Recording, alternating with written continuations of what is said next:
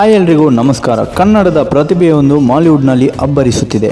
ಒಂದು ಮೊಟ್ಟೆಯ ಕತೆ, ಗರುಡ ಗಮನ, ವೃಷಭ ವಾಹನ, ರೀಸೆಂಟ್ ಸಿನಿಮಾ ಟೋಬಿ. ಎಲ್ಲದರ ಸೂತ್ರಧಾರ ರಾಜ್ಬಿ ಶೆಟ್ಟಿ ಈಗ ಮಲಯಾಳಂನ ಟರ್ಬೋ ಸಿನಿಮಾದಲ್ಲಿ ವಿಲನ್ ಆಗಿ ಕಾಣಿಸಿಕೊಂಡಿದ್ದಾರೆ.